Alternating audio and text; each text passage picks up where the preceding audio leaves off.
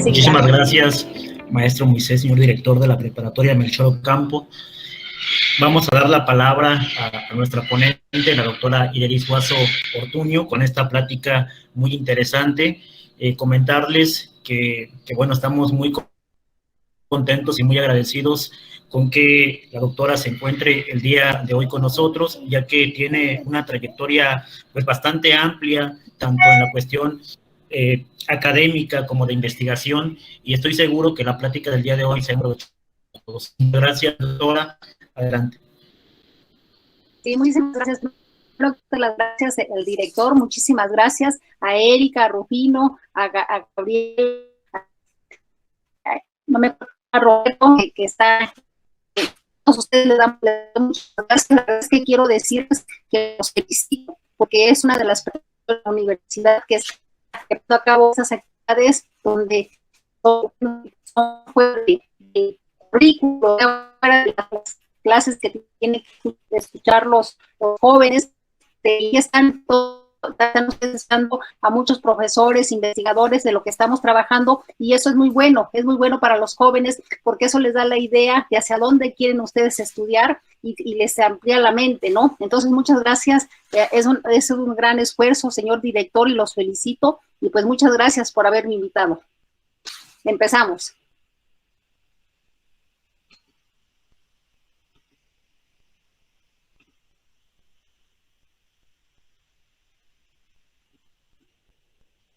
Ok, ¿pueden ver mi diapositiva?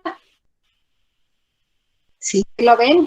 Bueno, pues nuevamente, bien, muchísimas gracias por haberme invitado. Yo soy bióloga, estudié en la Universidad Michoacana. Yo también me siento muy orgullosa de ser de la universidad como ustedes, y ustedes se van a dar cuenta que la universidad no solamente enseñamos, sino también aprendemos a hacer cosas, a investigar. Y bueno, yo les voy a platicar un poco de lo que hago en mi laboratorio con los estudiantes de licenciatura, de maestría, de doctorado, y si ustedes quieren participar, pues también están invitados. Nosotros trabajamos con un grupo de especies a lo cual le decimos herpetofauna, ¿no? Así se le conoce en la biología como herpetofauna. ¿Qué grupo de especies estamos estudiando? Pues son los anfibios y los reptiles. Y yo les pregunto a ustedes, ¿qué son los anfibios? Todo cualquiera de nosotros nos va a conocer que es un anfibio, porque son los sapos y las ranas, ¿no? Y los sapos y las ranas las hemos visto desde chiquitos. En donde vivan ustedes, en cualquier parte del estado de México o del mundo, van a encontrar sapos y ranas. Y también la forman las salamandras, ¿no? Que es como las salamandras, algunos sí, allí no todo lo vamos a conocer, porque estas viven en algunos lugares, específicamente lugares fríos, como la zona de aquí de Morelia, la de Uruapan, y también los cecilias, esos son más tropicales, son menos conocidos, y los reptiles lo integran las lagartijas, las tortugas y las serpientes, ¿no? Entonces, y también una lagartija que se encuentra solo en Nueva Zelanda, que son los tuátaras. Todos estos y los cocodrilos forman el grupo de anfibios y reptiles, y esto se conoce como herpetofauna. Lo primero que quiero platicarles es que nosotros, algo que debemos sentirnos muy orgullosos todos los mexicanos, es que vivimos en un país megadiverso, ¿no? Probablemente ustedes ya escucharon sus clases, que les hayan platicado a sus maestros que es un país megadiverso. No, lo que significa es que México tiene muchas especies de plantas, de animales, de hongos y de otros organismos vivos, ¿no? México es un país rico en diversidad. México ocupa el 4º lugar dentro de los primeros 17 países megadiversos que existen en la Tierra, ¿no? Entonces, pero por ejemplo, estos son algunos países que son diversos, pero por ejemplo en Estados Unidos hay una también gran diversidad, hay en Colombia, en Venezuela, en Brasil, pero fíjense, la superficie de México es mucho más pequeña que en China, o que Australia, o que Brasil, ¿no? Nuestra superficie es más pequeña, pero nosotros tenemos mucha diversidad de especies, y eso, de especies, es una pregunta muy, muy importante que nos planteamos los biólogos, y seguramente ustedes también se han puesto a pensar por qué habrá diferentes especies en Michoacán. Si yo voy a Chiapas veo otras especies, si veo al norte veo otras especies. algunas sí son iguales, pero otras son diferentes. Y entonces esto principalmente, ¿por qué tenemos esa gran diversidad de México? Pues tenemos primero una gran diversidad de climas, ¿no? Aquí yo estoy con chamarras porque tengo frío, seguramente ustedes están jovencitos, entonces no van a tener tanto frío, pero yo soy de Huetamo, ¿no? En Huetamo ahorita está haciendo calor, y entonces aquí, fíjense, solamente en el estado de Michoacán tenemos diferentes tipos de climas. Si vamos a la costa, si vamos a la zona de la mariposa monarca, eso en solo Michoacán tenemos diferentes climas. Imagínense la variedad de climas que tenemos en todo el país, ¿no? Si nos vamos al norte, hace mucho más frío, parece que está nevando, haciendo, en algunos estados de la República, está granizando en estos momentos, y en otros lugares está haciendo calor, ¿no? Entonces tiene una gran diversidad de climas. Nosotros también en México tenemos una compleja fisiografía, es decir, tenemos lugares que tenemos montañas, hay lugares planos, es decir, tenemos una complejidad fisiográfica. Y esto da una mayor diversidad de hábitats, que esto es de diversidad beta, es decir, como que tenemos muchos ecosistemas en nuestro país, y eso origina que haya muchos ecosistemas diferentes. Tenemos, por ejemplo, el bosque de pinos, el bosque de la selva seca, en México tenemos el bosque lluvioso, allá en Chiapas, y cada tipo de ecosistema pues presenta diferentes especies, diferentes seres vivos que viven allí en ese ecosistema. Y en particular, en estos ecosistemas vamos a encontrar a los anfibios y a los reptiles, ¿no? ¿Quiénes son los anfibios? ¿No? Los anfibios provienen, son los anfibios, todos conocemos sapos y ranas, les decía, todos seguramente lo conocen, todos, yo les apostaría que todos ustedes han conocido un sapo y una rana, porque todavía tenemos la suerte de que aquí en Morelia, cuando llueve, en la época de lluvias, escuchamos ya muy lejos, si lo escuchamos en Morelia, en la ciudad, escuchamos allí una rana que está cantando, pero vamos al campo y escuchamos a las ranas cantar. Los anfibios provienen de un grupo de peces que surgieron hace más o menos 400 millones de años. Fíjense, todo el tiempo que han vivido los anfibios aquí en la Tierra. Los humanos, nosotros pertenecemos a la especie Homo sapiens. Nosotros tenemos más o menos unos 200,000, hay autores que dicen 300,000 años como especie. Entonces son mucho más antiguos en la Tierra, viviendo los anfibios, y los reptiles viviendo más millones de años que nosotros, ¿no? Entonces, bueno, esos son los anfibios. ¿Quiénes conforman, ya les dije, el grupo de los anfibios?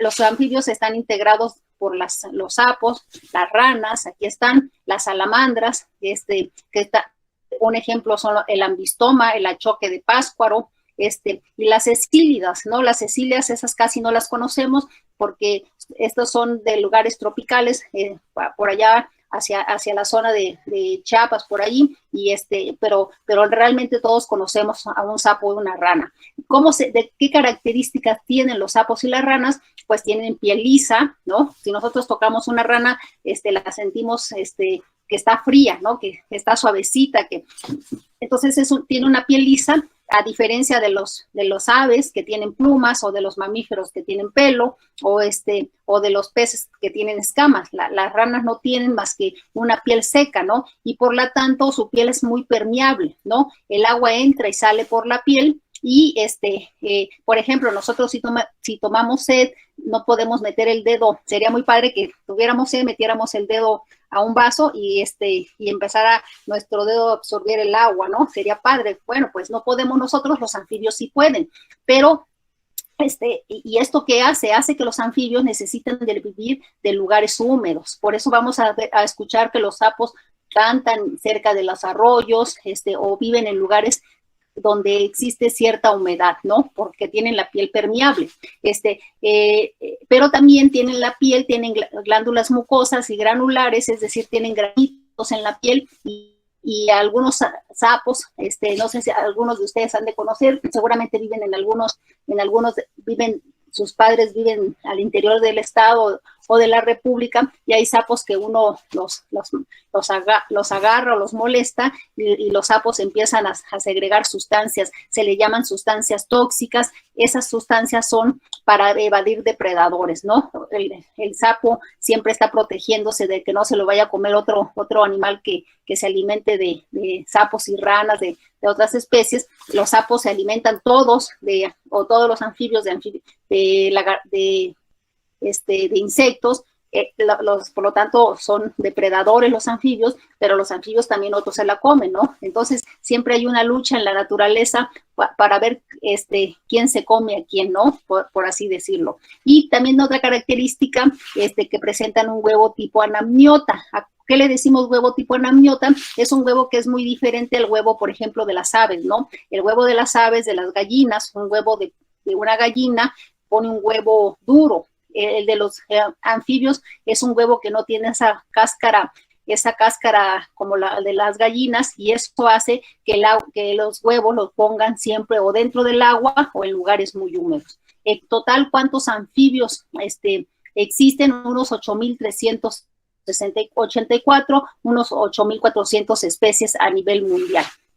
Los reptiles, por su parte, surgieron, a diferencia de, primero surgen los anfibios en la Tierra, después aparecen los reptiles. Los reptiles aparecieron hace 300 millones de años. A ese periodo le llamamos carbonífero, ¿no? ¿Cuáles son las especies de los reptiles? Ya les había dicho, la esfenodontia, y ese es que solo hay en Nueva Zelanda, es una especie, es que está aquí.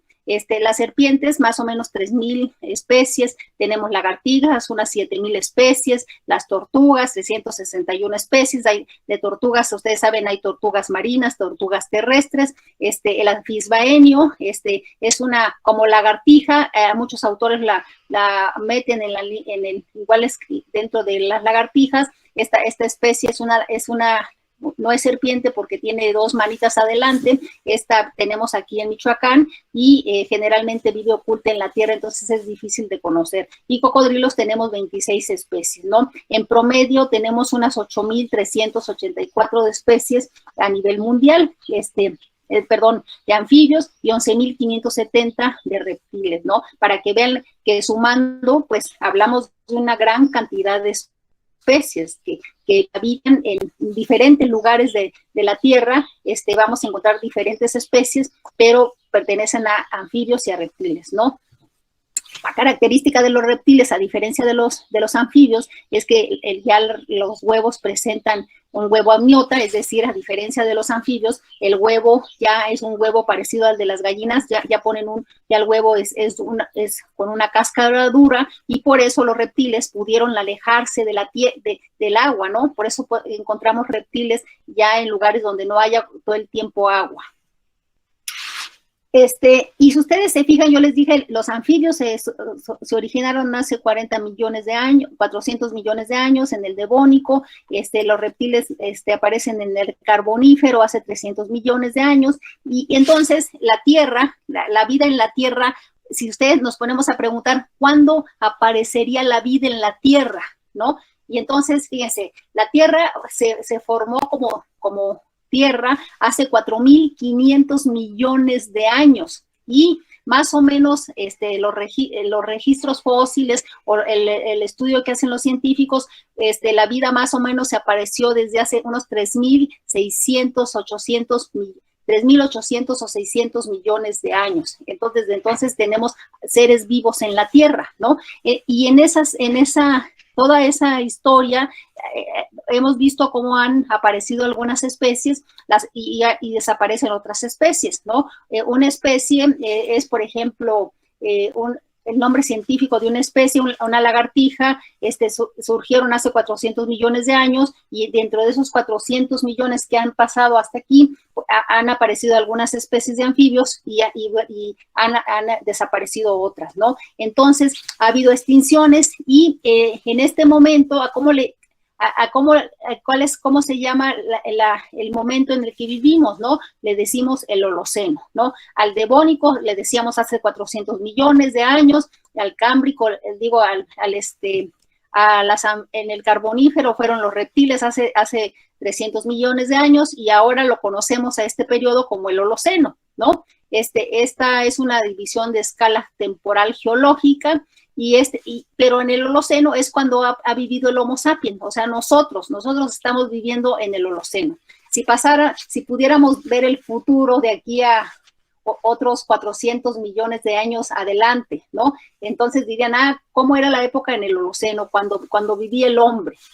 Entonces, obviamente hemos logrado muchas cosas como hombres, hemos desarrollado la civilización, hemos desarrollado la agricultura, la ganadería, dominamos el mundo, ¿no? Entonces, pero estamos ocasionando fuertes impactos ambientales, el ser humano, ¿no? Entonces, por eso algunos científicos han propuesto que llamemos a este periodo, en lugar de Holoceno, ya sea tiempo de llamarle el Antropoceno, ¿no? Entonces ya ustedes pueden encontrar que muchos científicos a la era actual les dicen el Antropoceno porque está haciendo, estamos dejando huella ya sobre la tierra de que nosotros estamos haciendo en la tierra muchas cosas, ¿no? Entre ellos la agricultura, estamos construyendo casas y estamos desafortunadamente consumiendo mucho, demasiado,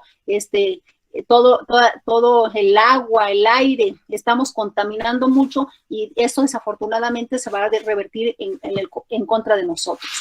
Pero una pregunta en el caso de nosotros que estudiamos a los anfibios y a los reptiles, es una pregunta que pues nos interesa saber, ¿no? ¿Cómo les va a los anfibios y a los reptiles? ¿Cómo les va a la conversión, a esta acción humana que estamos haciendo, principalmente en los paisajes agrícolas? ¿A qué le llamamos paisajes agrícolas? Bueno, podemos tomar un autobús, si ahorita les dijera vámonos de viaje allá a la costa, nos fuéramos, saliéramos temprano, vamos a llegar en la tarde a la costa de Michoacán, vamos a viajar y vamos por el carro y vamos a ir viendo el paisaje que vemos a nosotros. Podemos ver pedacitos de bosque, pero la mayoría lo vamos a ver como cultivos para zonas agrícolas, ¿no? O para el ganado, o la mayoría lo podemos ver pueblos, ¿no? Entonces estamos convirtiendo el bosque original para actividades agrícolas, ¿no? Aquí, por ejemplo, aquí ven un paisaje, este paisaje está tomada en la zona de Chamela, Jalisco, y es un paisaje agrícola, ¿no? Aquí van a ver van a ver pedazos que aquí llevan a cabo cultivos de algunos tipos de cultivos como frijol, maíz, pero luego hay pedacitos de bosque original, es decir, que queda bosque remanente o bosque original que era allí, dependiendo de donde esté el lugar. Si es en la costa, si es en la tierra caliente, pues es selva baja, si es en la zona lluviosa, allá en Chiapas, pues va a ser de bosque lluvioso, o así, y también va a poder haber a veces bosques secundarios. ¿Qué son los bosques secundarios? Los bosques secundarios son los bosques que después de que un campesino ha trabajado por 10, 14, 15 años la tierra, pues resulta que el señor ya no lo quiere seguir trabajando, ya no, o se va desafortunadamente se va a la ciudad, o se van lejos de donde tiene la tierra, y entonces en esa tierra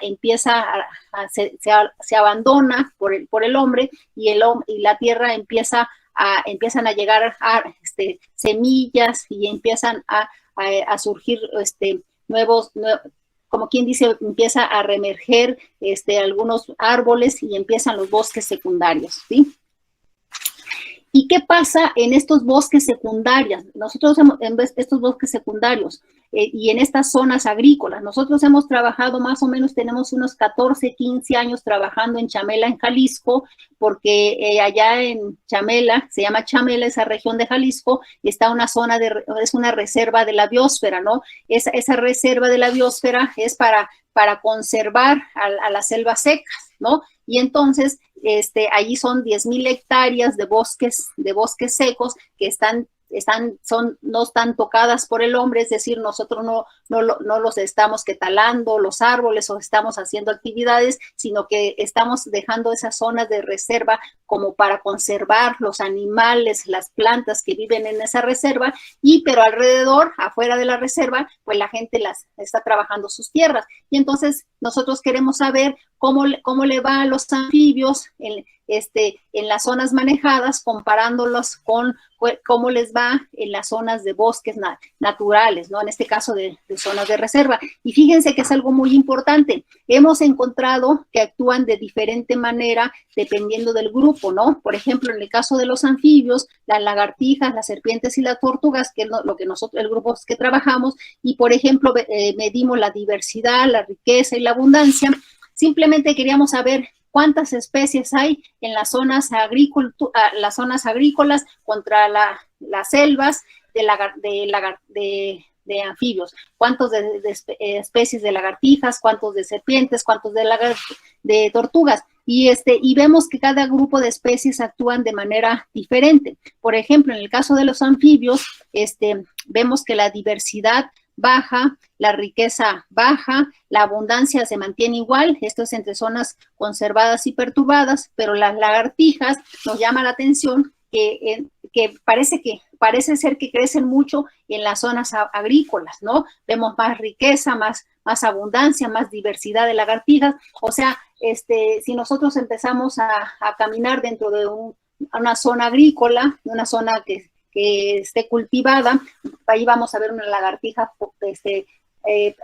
asomada al sol, arriba de una roca, y vamos a ver algunas anfibios por allá. Si por ahí hay una charquita o un arroyo, vamos a ver, o sea, sí vamos a ver animales en las zonas agrícolas, ¿no? En el caso de las serpientes, vamos a ver algunas serpientes que perfectamente andan en las zonas agrícolas o cerca de donde trabaja el hombre, pero ahí no encontramos diferencias. Y en el caso de las tortugas, fíjense, las tortugas terrestres, en Michoacán hay tortugas terrestres, sobre todo en la tierra caliente. Aquí en Morelia, aquí en esta zona también hay tortuga, aquí se llama otra especie, diferentes a las que hay en la zona de tierra caliente, pero allá en la tierra caliente, por ejemplo, las tortugas terrestres, todas bajaron, todas disminuyen de las zonas agrícolas al bosque. Entonces, si yo les pregunto, ¿ven diferencias entre la zona conservada comparado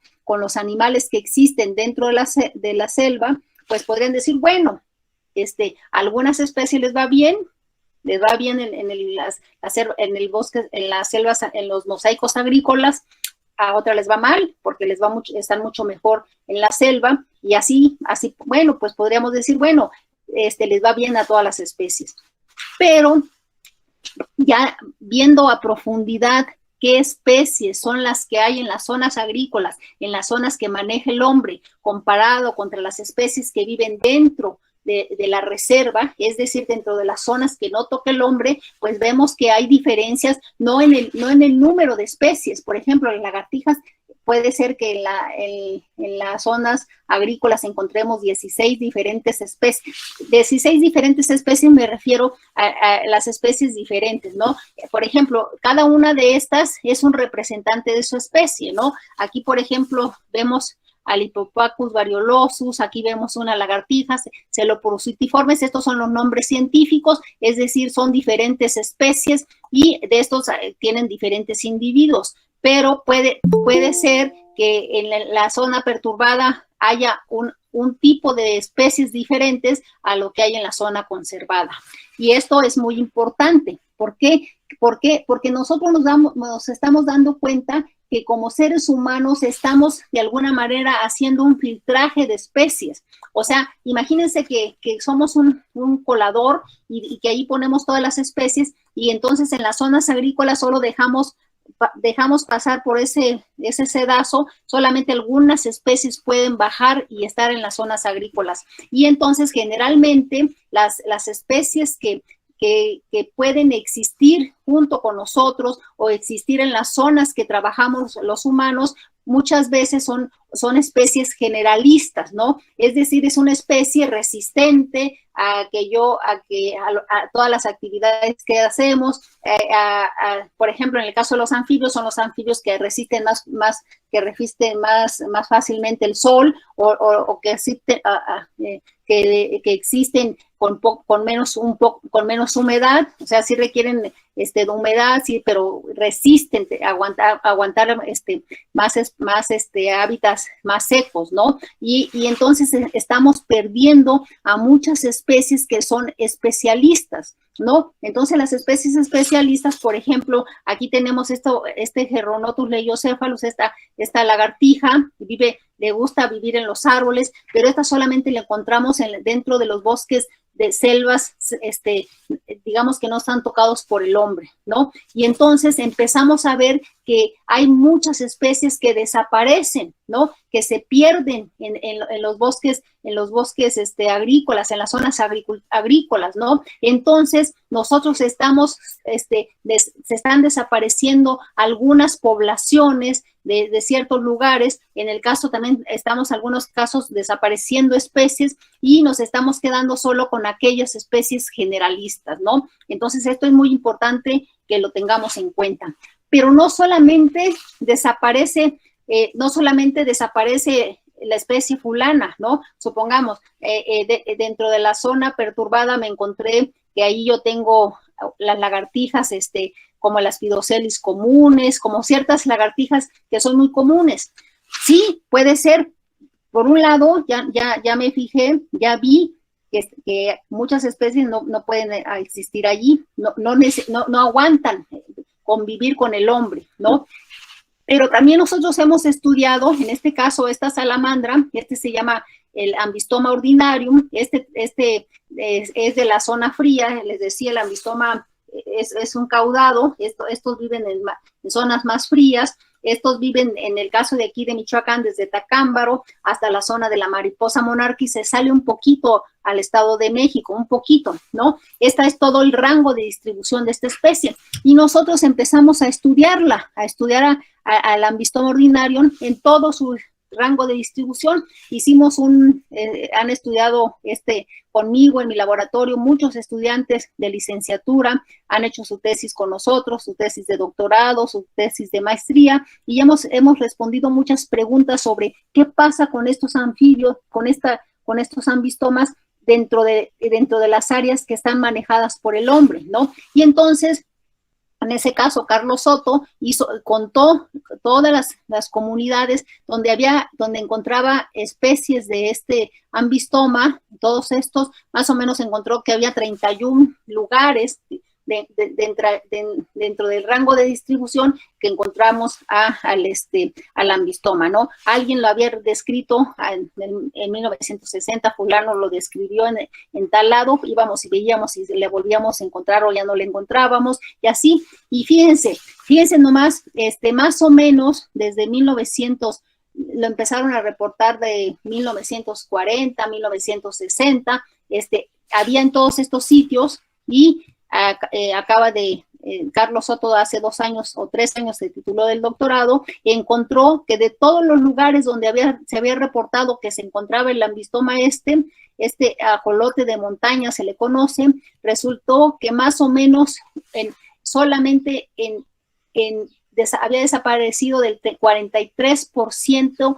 donde antes habitaba. Es decir, ya no se encuentra, el animal ya no se encuentra en 43 sitios donde antes estaba reportado, ¿no? Y entonces empezamos a ver que las poblaciones, que los animales, algunas especies no están desapareciendo como tal, porque la especie vive todavía. Aquí dice que vive en todos estos sitios. Aquí estos son el número de individuos, lo marcamos. En biología tenemos una técnica para marcar cada individuo y darle seguimiento a lo largo del tiempo. Le marcamos, pusimos unos microchips, le inyectas debajo de aquí de la piel, sin hacerle daño al animal, le metes un microchip,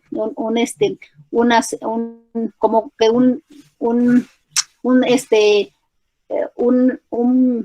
¿cómo se llama? Una microchip que tiene un número y te dice qué número de especie es, ¿no? Y entonces tú sabes que la especie fulana cómo va creciendo.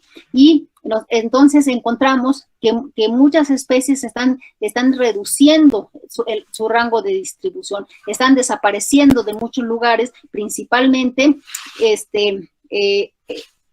esta la encontramos en muchos lugares donde estamos manejando el hombre, ¿no? Donde no solamente en zonas conservadas, porque en dentro de zonas de reserva aquí, donde se distribuye esta ambistoma, pues solamente hay en la zona de la mariposa monarca, pero todo el resto, hasta Tacámaro, pues no tenemos ninguna zona de reserva, ¿no? Es decir, está conviviendo directamente con el humano, ¿no? Claro que estos viven en los ríos de montaña, ¿no? Y encontramos, algo muy interesante que encontramos en ese estudio, es que los animales sí se encuentran, bueno, más o menos el 40 o 43% de sitio ya no lo encontrábamos, pero en los sitios que lo encontrábamos empezamos a ver que los animales tenían ciertas malformaciones, o sea, haz de cuenta, de 10 individuos, 2 o 3 individuos salían tenían malformaciones. Por ejemplo, aquí se ve este ambistoma, este animal, aquí se le ve como que 2 patas, ¿no? No sé si le pueden ver, se ve claramente que tiene 2 patas, y entonces empezamos a ver que había muchos animales con muchas malformaciones. Por otro lado, esta especie tiene una gran ventaja, son anfibios, y sobre todo los caudados, tienen la capacidad de regenerar partes de su cuerpo, ¿no? Entonces, bueno, pierden una pata y van a ver que después la empieza a crecer. Miren, este animal por algún motivo perdió esta pata, la pata trasera, y entonces llega, aquí se ve esta más chiquita que esta, porque esta la está regenerando, ¿no? Pero bueno, algo está pasando ahí con los individuos. Y luego, no puse la gráfica porque no les quiero también llenar la plática con muchas gráficas, pero nosotros empezamos a ver que había lugares donde los animales estaban con mayor número de malformaciones en los sitios que estaban más perturbados, en los sitios en los que trabajamos, que lo hacemos con una manera más intensa, con mucha intensidad trabajábamos las áreas, o nosotros los humanos estábamos trabajando más fuertemente, y que a los arroyos. ¿Qué pasa con los arroyos? Estos arroyos donde vivan estas salamandras, pues que muchos de estos son arroyitos donde llega el agua de drenaje, ahí la vaciamos, ahí vaciamos también el agua, que cuando empieza a llover viene el agua de las montañas, pasan por las tierras cultivadas y llega a los arroyos, y en las áreas cultivadas pues le metemos muchos fertilizantes, animales, muchos sustancias químicas para combatir todos los animales que pueden combatir contra los humanos comiéndose el cultivo, y entonces todo se va directamente a estos arroyos. Entonces, pues otra cosa que encontramos muy importante también es que a los anfibios están recibiendo todas las acciones como humanos que estamos haciendo, y que puede ser que lo desaparezcamos, que desaparezca la especie en el sitio que nosotros estamos trabajando, o en el sitio en el que trabajan los hombres, o también puede ser que ahí existan, pero existen con ciertas enfermedades, y también estamos viendo que están apareciendo nuevas enfermedades emergentes, ¿no? Ya no les voy a contar, no se les va a hacer nada nuevo, que es una enfermedad emergente, porque nosotros la acabamos de sufrir. Nosotros estamos sufriendo una enfermedad emergente como es el COVID-19, ¿no? Y ya no tengo que decirles todo lo que hemos sufrido como humanos sobre el COVID-19, ¿no? Hace más o menos todo 2020, 2021 padecimos el COVID, estamos padeciendo COVID, parece que ya vamos a la baja. ¿Y por qué? Una pregunta, ¿por qué ya volvimos más o menos todos a las actividades de manera un poco normales? Porque por lo menos ya estamos dando las clases, nosotros ya vamos a la escuela, yo ya fui la semana pasada a dar clases, directamente con los alumnos. Ya no les dimos las clases como lo estamos haciendo ahorita vía digital por un medio electrónico, porque el COVID no nos permitía trabajar. ¿Y qué hizo el COVID con los humanos en un principio cuando empezamos a descubrir que era COVID? Pues nos agarró, digamos, no sabíamos qué hacer con esa enfermedad,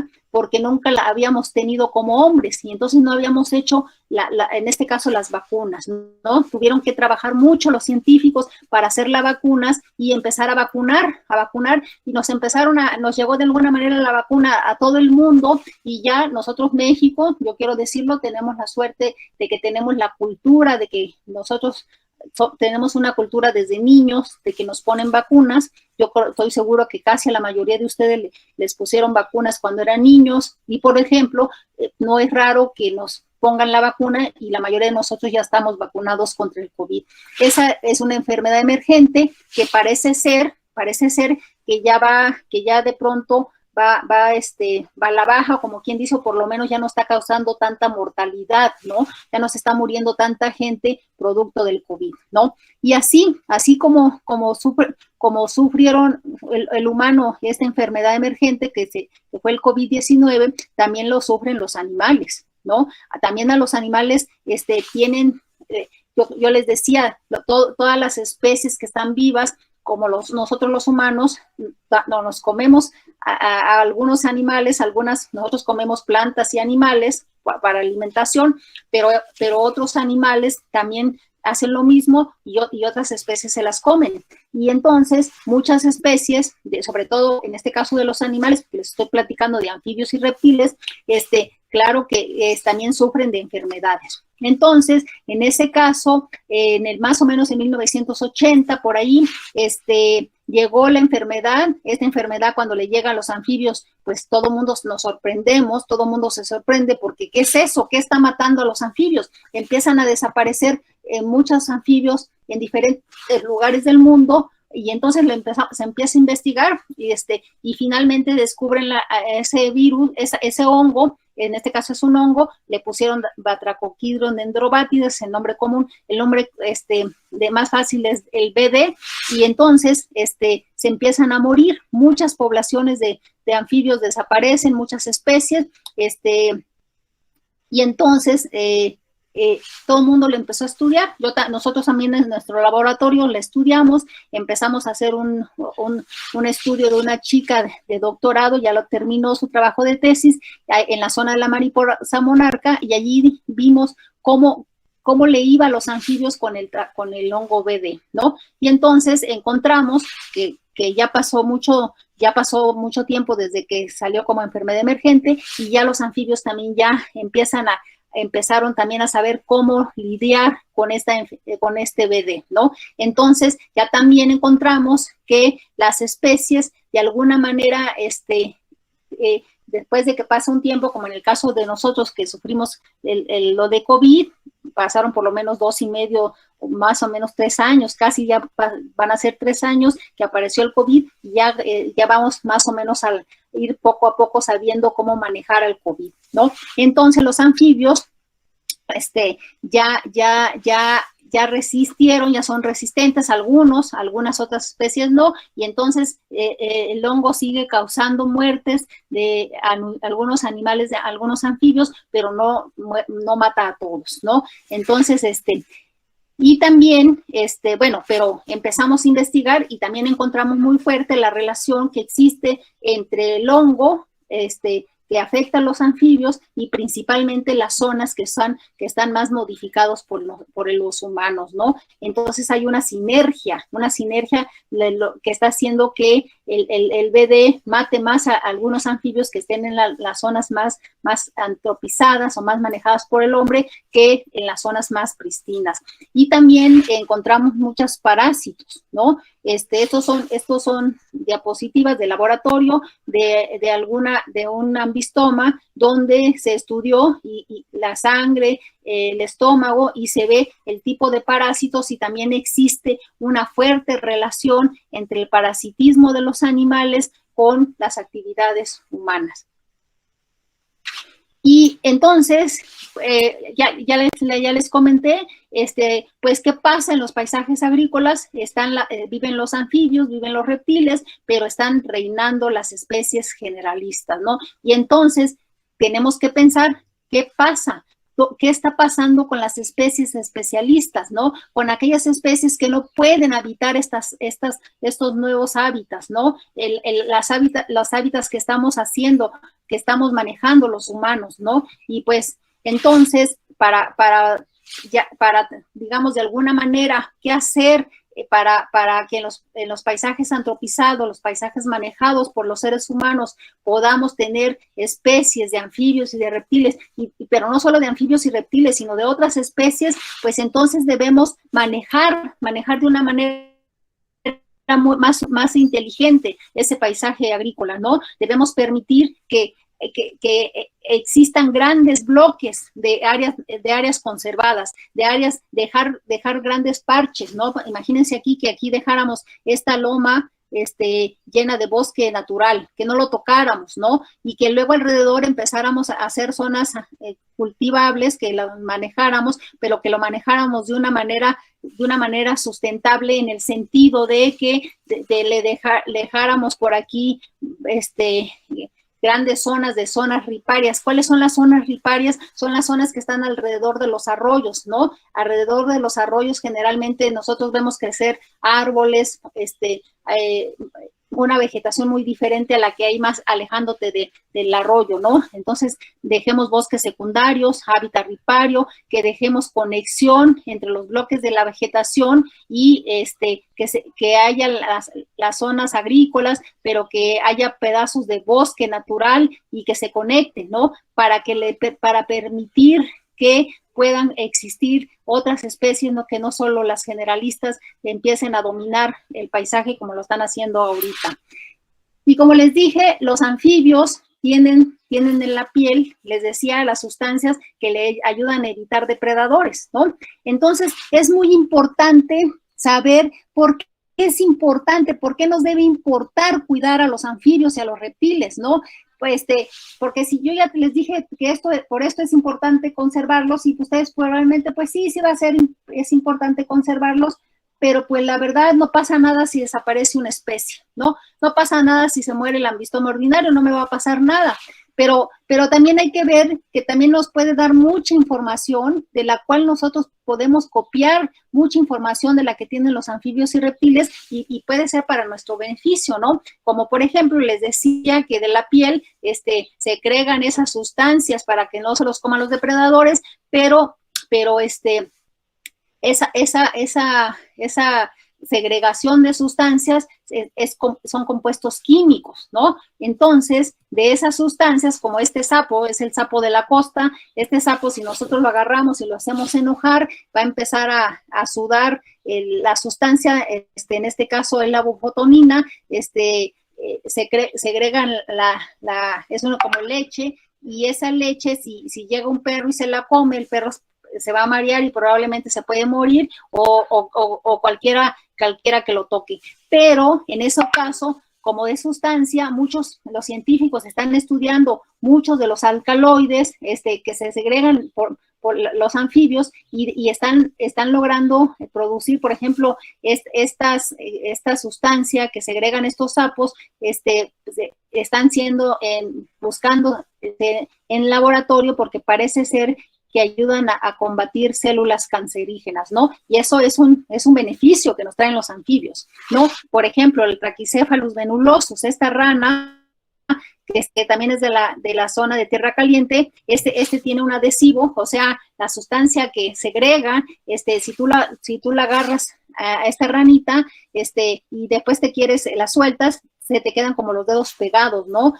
Porque la leche, el agua que están segregando, sus toxinas, son como adhesivos naturales no tóxicos, y tienen potencial para la cirugía, para hacer algunas cirugías que se necesitan de no poner hacerles la suturación con el hilo quirúrgico, ¿no? Entonces, tiene mucho beneficio.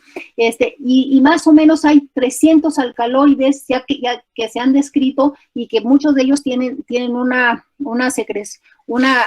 función muy importante para hacer copias, para que nosotros copiemos esas sustancias químicas y le hagamos beneficios para el hombre, ¿no? Otra cosa también que descubrimos fue muy importante en los anfibios, esto hace unos 10 años, de 10 años para acá, se le empezó a saber que los anfibios en la piel también crece una serie de bacterias, ¿no? Ustedes saben que existe una gran cantidad de bacterias que nosotros podemos ver solamente a los seres vivos, que nosotros podemos ver con la vista, ¿no? Podemos ver que hay aves, que hay mamíferos, que hay plantas, pero hay ciertos animales o organismos que están vivos que no podemos ver, porque no los podemos ver con los ojos, pero si lo metemos al microscopio, vamos a ver que hay muchos animales microscópicos, ¿no? Y entonces encontramos que dentro de la piel de los anfibios vive una comunidad de bacterias, ¿no? Vive en comunidad con las bacterias, con los organismos, y parece ser que actúan de una manera simbiótica, es decir, se benefician mutuamente. ¿Por qué? Porque los anfibios les permiten crecer dentro de la piel de estos animales y parece ser que esas bacterias les ayudan, por ejemplo, en este caso, para combatir al BD, ¿no?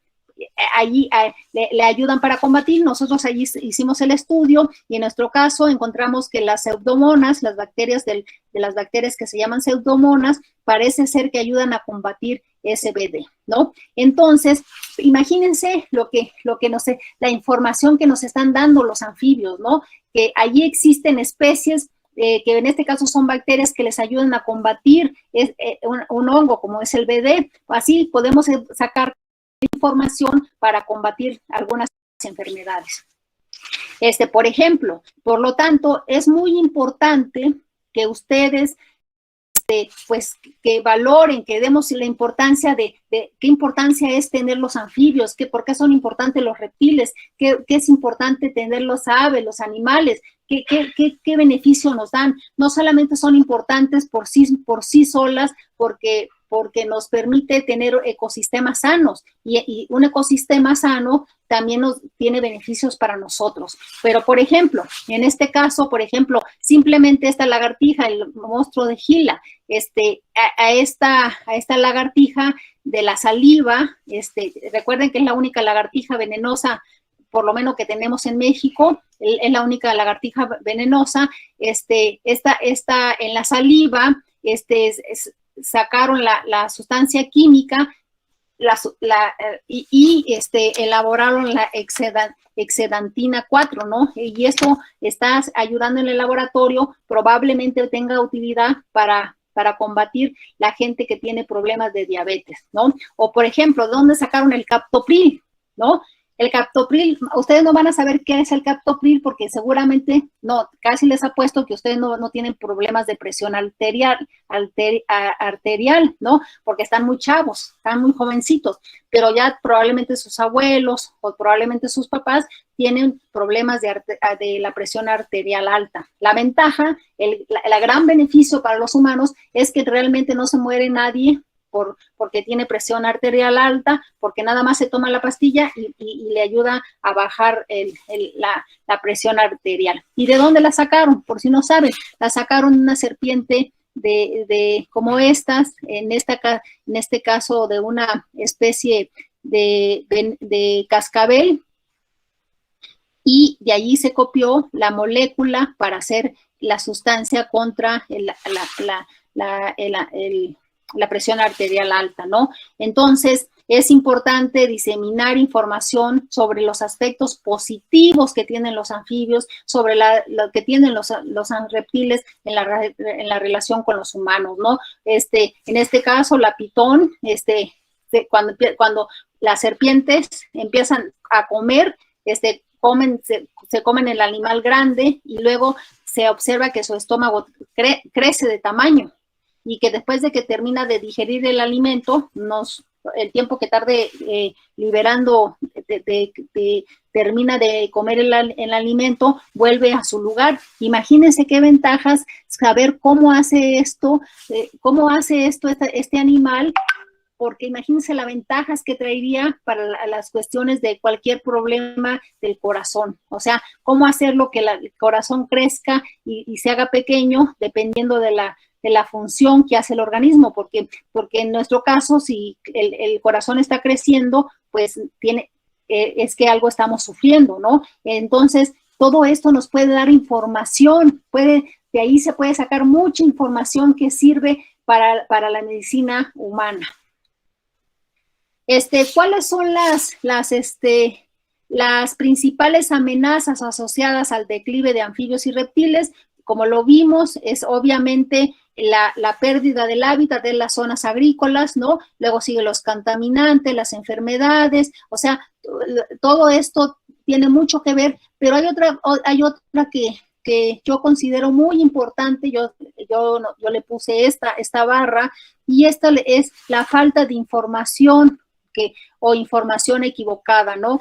Muchas veces nosotros no valoramos lo que tienen, la importancia que tienen las diferentes especies que están vivas en la tierra, que están viviendo con nosotros en la tierra, en este caso los anfibios y los reptiles, o a veces tenemos una información equivocada. Esa información equivocada la podemos obtener, nosotros tenemos ya derecho, ya tenemos mucho acceso a usar el internet, podemos poner los anfibios y lo que quieran, y ahí les aparecen. Pero es muy importante que ustedes aprendan a saber dónde buscar la información verídica. Esa es una gran ventaja de la ciencia. La ciencia tiene la ventaja de que trata de responder preguntas basadas en otras preguntas previas, pero que sean científicamente sea utilizándose un método científico, y que esa información sea verídica, ¿no? Es decir, es muy importante, por lo tanto, saber qué tipo de información yo leo, qué información, y obviamente es muy importante saber que la información está dicha por la gente que tiene experiencia en los grupos. Nosotros hicimos un estudio, también con un estudiante de licenciatura, sobre qué pensaba la gente de una comunidad de los anfibios y los reptiles, ¿no? En esa comunidad es allá de la zona de allá por donde está la presa de Infiernillo, y allí lo que hicieron, este chico lo que entrevistó a 171 habitantes y les preguntó qué especies, si conocía de qué especie se refería y si era venenoso o no. Y este es el número de personas, y más o menos la mayoría de personas, por ejemplo, la Micrurus es la coralillo, es venenosa, tienen razón. Luego la crota, los basiliscos, es venenosa, allí también acertaron. Pero fíjense, finalmente en el cuarto lugar, a esta lagartija que se llama Tenosaura clarki, es una lagartija, es prima hermana de la iguana negra, o de la iguana negra, Tenosaura clarki, la iguana negra, Tenosaura pectinata. A la iguana negra no la comemos, la andamos persiguiendo el hombre, de donde allá vive en la tierra caliente, todo el mundo ve una iguana negra y la mata porque sabe rica, pero a esta prima hermana, a esta la consideran muy venenosa, ¿no? Y si resulta que se muere un día, amanece un becerro allí ahí donde vive, en el corral, vive muerto, dicen, tal vez lo mordió el nopilche, y empiezan a buscar ahí por alrededor y encuentran el nopilche y lo matan. Y resulta que esta especie es totalmente inofensiva, pero no solamente es inofensiva, sino además tiene una característica muy importante y que hace que México sea megadiverso. Otra cosa característica, tiene muchas especies endémicas al país. O sea, quiere decir que solamente viven en México y no viven en ningún lugar del mundo. Pero hay especies que son tan microendémicas como esta especie, que no solamente es endémica a México, no aparece en ninguna otra parte del mundo, sino además no solamente vive en México, sino que vive únicamente en la zona de Michoacán y Guerrero, en una zona donde se encuentra la región del Balsas, ¿no? Entonces es muy importante. Otra especie que también consideran venenosa, en el caso es ¿no? Que le dicen el camaleón, le conocemos como camaleón, es totalmente inofensivo, ¿no? Y sin embargo dicen que le sale humo por los cuernos y que te puedes volver ciego y que no sé qué, y esta especie es totalmente inofensiva, ¿no? En este caso, este bufo, ya les platiqué, los bufos sí liberan sustancias tóxicas, pero tú lo puedes tocar, yo lo puedo agarrar y obviamente no me pasa nada, pero aquí ven cómo sí existe mucha mala información. Esta información desafortunadamente la platicamos nosotros y probablemente se la platiquen a los hijos y ahí se va pasando la información equivocada y esto, pues lo único que estamos haciendo es el que no conocer perfectamente la información sobre las especies, pues esto hace que nosotros le tengamos miedo a las especies y que entonces no nos preocupemos por conservarlas, ¿no? Es un obstáculo mayor para la conservación de anfibios y reptiles, les decía, es la información errónea de la sociedad en general y en regiones particulares de percepciones erróneas, ¿no? Entonces, el ejemplo es la Tenosaura clarki de la tierra de Michoacán. Esta especie es muy importante porque es microendémica a México, porque solo es en las regiones del Balsas, de Michoacán y Guerrero.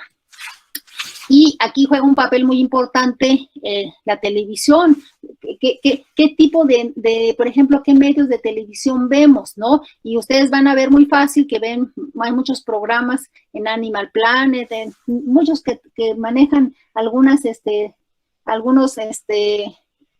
digamos que les encanta filmar lo que hacen con los animales, pero hay algunos programas que, por ejemplo, cuando estaba ya se murió, Erwin, manejaba las serpientes, pero si se fijan, la está manejando un poco como retándola, como que la especie es venenoso y voy a ver si yo, el hombre, lo puedo manejar, ¿no? Es decir, esto lo único que hacen es fomentar el miedo, fomentarle el horror hacia estos animales. Pero, por ejemplo, hay programas de televisión como el de David Attenborough, de la BBC, donde lo que intentan hacer es nos dan información sobre la biología de la especie, dónde vive, qué come, qué hace, por qué son importantes las especies. Y entonces, piense que es muy diferente ver un programa que nos estén diciendo que este animal, porque es importante que viva y todo lo que nos puede dar tanto a los humanos como a todo donde ellos viven,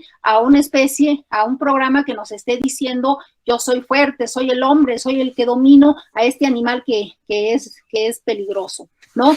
Por lo tanto, ya voy a terminar, es muy importante que para poder conservar, solo conservaremos lo que apreciamos. Y entonces apreciaremos solo lo que entendemos y entenderemos solo lo que hemos aprendido. Es algo muy importante, ustedes son jóvenes, están en la edad en que están estudiando, están aprendiendo. Yo les digo a mis estudiantes, es la oportunidad más bonita que tienen. Primero, tienen mucha fortuna porque hay muchos jóvenes que desafortunadamente terminan la primaria, la secundaria y ya no continúan, ya no entran a las prepas y luego de la prepa ya no entran a la secundaria, no entran a la universidad y muchas menos entran al posgrado y luego al doctorado, pero cada que están aprendiendo ustedes están conociendo cosas nuevas y si ustedes conocen cosas nuevas van a apreciar, van a tener les va a ampliar su conocimiento y eso les va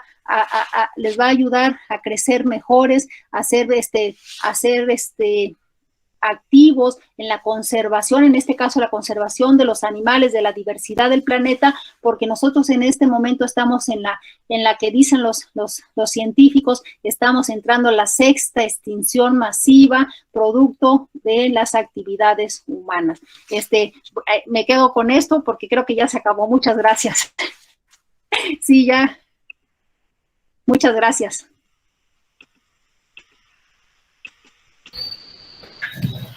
Muchas gracias, doctora. Irelis Suazo Ortuño. La verdad es que muy interesante la plática y también nos da para más, nos da para mucho, ¿no? Toda esta cuestión.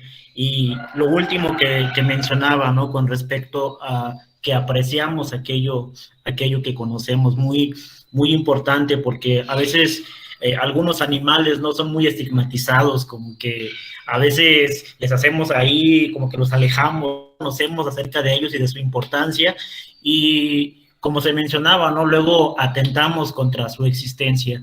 Y bueno, no sé si alguien tenga alguna pregunta hacia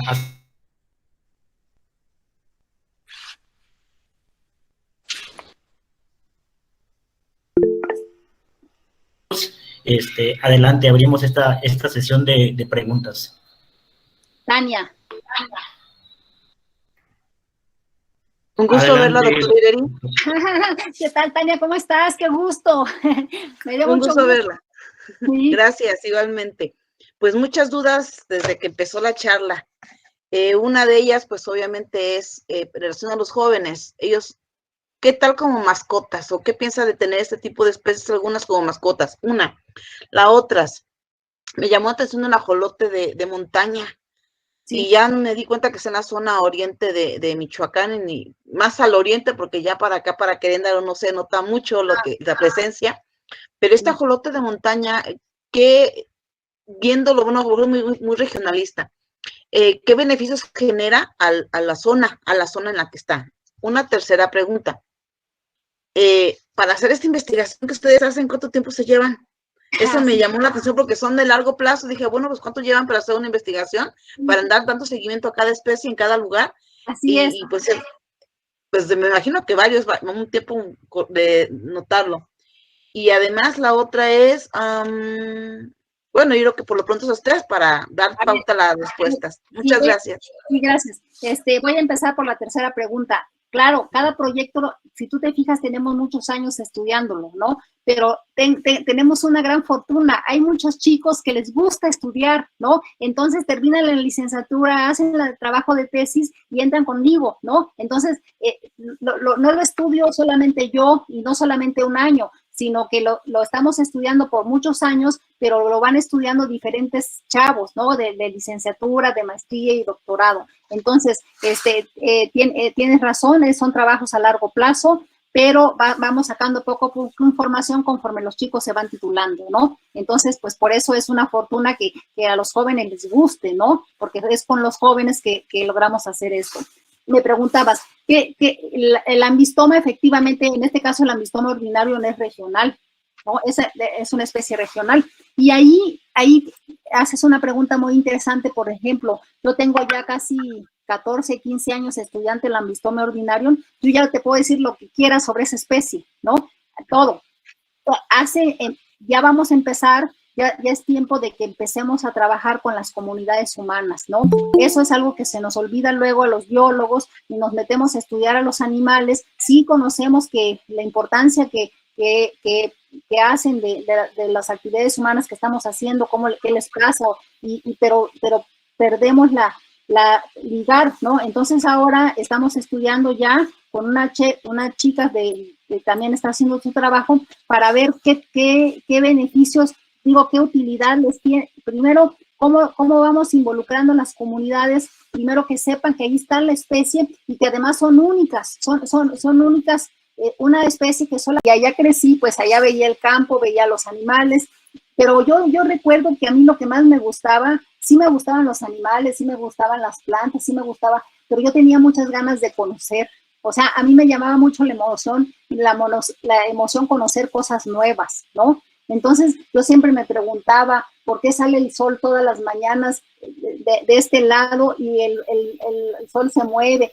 O sea, hacía preguntas como la mayoría de los jóvenes, porque cuando uno es niño hace muchas preguntas. ¿A poco no es cierto? Lo que pasa es que luego, conforme pasa el tiempo, se nos van olvidando hacernos las preguntas, ¿no? Y luego llegué a estudiar. Mi papá nos mandó a estudiar la prepa aquí a Morelia, porque no había muchas prepas entonces en Huetamo, y finalmente llegué a la Universidad Michoacana y yo me enamoré de estudiar en una universidad pública. en una universidad como la Universidad Michoacana, y entré a biología de alguna manera porque sabía que me gustaba algo de los animales, de la ciencia. Yo quería conocer, o sea, era la verdad, y me metí a biología. Y una vez que entré, me fascinó, me encantó, y hasta la fecha, a mí me sigue emocionando.